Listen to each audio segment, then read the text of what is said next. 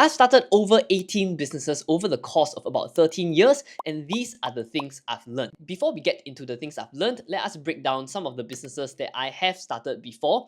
These businesses do not include some of the part-time jobs or contract jobs that I've done over the years. When I was 17, I unknowingly started my first business, which was a pop punk band. When I first started that band, I wasn't expecting us to generate any form of income from it. It was pure passion and me wanting to be a part of the music industry. There was a lot of ups and downs, but we did manage to achieve some pretty awesome things which taught me some pretty valuable lessons, and we even managed to share the stage with our current Prime Minister, Mr. Lawrence Wong, at that time about 12-13 years ago, which was pretty amazing. And this was the beginning of my journey in business. From then, after we graduated from poly, the band went our separate ways, and I started to venture out on my own as an artist known as Falling Feathers. I did quite a bit of things as an artist and eventually got signed to Warner Music Singapore, where I was with them for 2 years, performing, traveling, making videos, making content, making music. And at some point in my performing journey, I realized that my interest and my passion actually really lies in the creation of music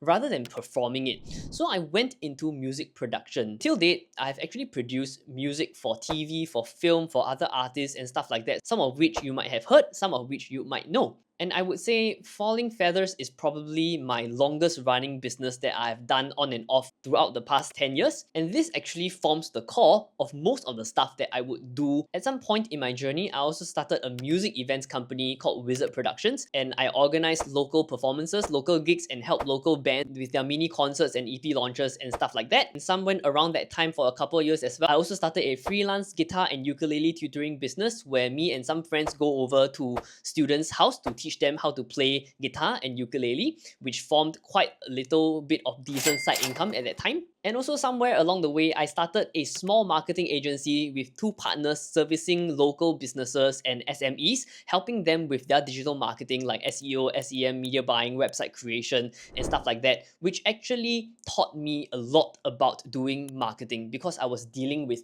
real life businesses that were very concerned about their P&L, and it's not just marketing for marketing's sake. Somewhere along the way, I also started a music production company specializing in creating stock music for games and creators. Because my partners and I wanted different things for the business, we eventually went our separate ways. And somewhere along the way, I also started a sunglass business called The Moonshade Co. We did mostly consignment with local departmental stores, we had booths at festivals, and we also had an online shop at that time. I have also dabbled in live music for weddings performance business. I have also dabbled in selling presets for digital amplifiers for guitars online with a couple of friends. And at some point, I also tried to do a little bit of drop shipping or print on demand, selling prints and t-shirts on websites like Redbubble and Etsy. I've also dabbled in the jamming studio business. I used to run a very small jamming studio at the Bukit Timah fire station, which is now no longer existent. I have also started a freelance business consulting with different companies on branding and media, mostly helping businesses, artists, musicians, comedians, hosts, and people like write their bios and come up with their EPKs and media kit and things like that. I have also dabbled in a resume writing business where me and my partner helped to refine people's resumes, helping them to secure interviews when they couldn't. And most recently, just in a couple of years, I started a podcast and content creation studio with 3 other partners, helping local influencers, content creators, brands, and businesses create podcasts and content. And we have had some pretty impressive people come through to the studio. That business is still ongoing, and we're having a lot of fun with it. And I've also started a real estate business with the help of my team as well as my parents who are also in real estate to help people buy, sell, and rent houses. There are so many more businesses that I tried to start, failed or broke even. When I first started doing business, I actually went into it unknowingly. It was trying to generate income and marketing my band at that time when I was 17 years old, and I didn't really understand what a business is. But over time, I learned things like generating revenue, P&L, breaking even, and stuff like that. And I started to learn the different things that is required in a business, which got me really excited in starting businesses. And today, I want to focus on the lessons I have learned from starting so many businesses concurrently over the course of the past 13 years. When I first started doing businesses, I wasn't too bothered on whether I was making money or not. It was purely passion driven and it was things that I wanted to do and I found exciting. So the good thing is that I started pretty young at 17, and over the course of the next 5 to 6 years, I had very little liabilities. I had no mortgage, I had no bills except for my phone bill at that time. I was still living with my parents. And the good news is I could afford to fail, and I failed a lot. And because I could afford to fail due to my super low liabilities and super low expenses, I managed to learn a lot of business lessons, marketing lessons, and life lessons early on when I had very low liabilities. So when I actually had liabilities, I had enough failures and experience behind me to help me generate enough income to pay my bills. But if you already have some commitments, liabilities, and bills, it does not mean that this would not work for you. It is just really trying to reduce them such that you don't really have the pressure of life behind you while you're trying to explore businesses and starting new things that interest you. Reflecting the past 13 years, I realized that most of the time when I start businesses, it was never really about scaling the business or starting a business that will become successful or making a lot of money. It was really about experiencing new things, and it didn't really matter that much to me whether the business became successful or not. Another lesson I learned is that rather than focusing on the product or service that you're providing and trying to sell it, seems like the businesses that generated the most revenue and most sustainable revenue for me were the ones that I'm most passionate about.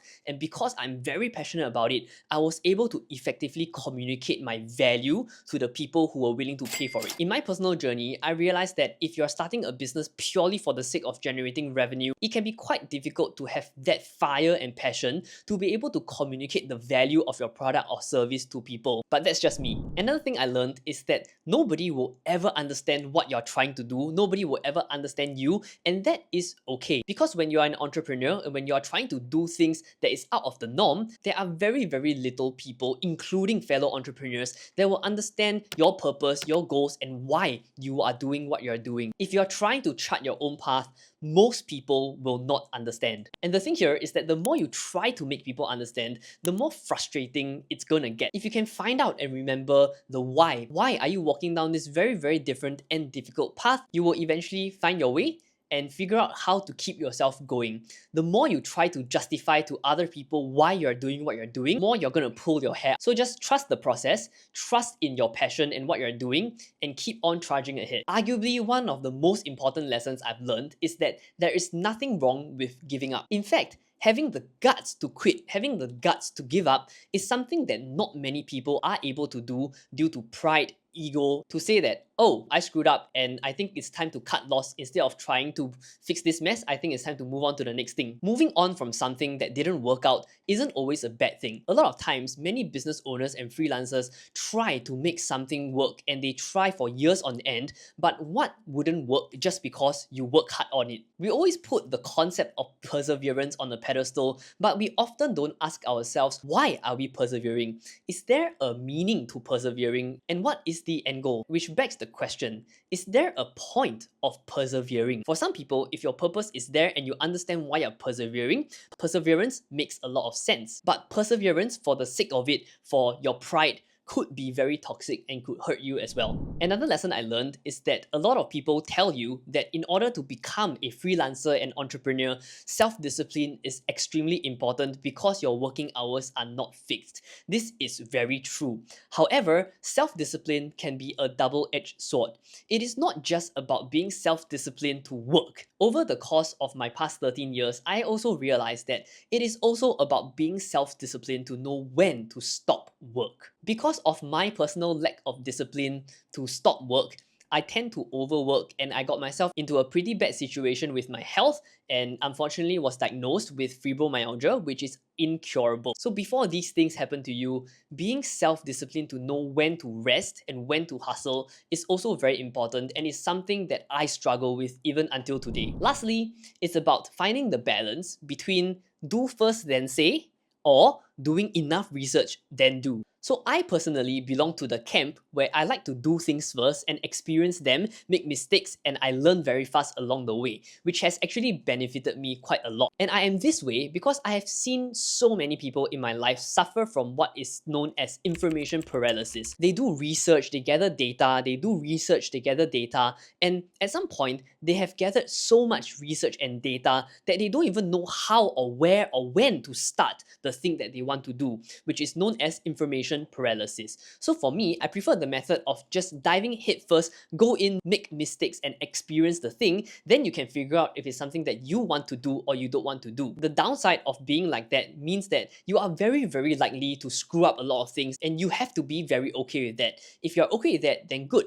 But along the way, one of the things I also learned is that it is good to do a bit of research, get some data to back up what you think, to back up your hypothesis before diving headfirst into it. So it's really finding the balance of doing enough research and not overdoing the research so that you can still go in and experience the thing that you want to do. Because of diving in headfirst, I have actually learned so many things, but also in order for me to learn these things, I make many mistakes, burnt some bridges along the way, but that is just something that I have to accept because that was the approach that I chose at that time. After so many years of starting so many different businesses, these are my takeaways, and there have been people who have advised me to focus on one thing so that I can make that one thing a success. For me, starting all these things isn't really about making money or isn't really about succeeding at one thing and being successful at one business, even though if I had focused on one thing, I would probably be much more successful in that one thing.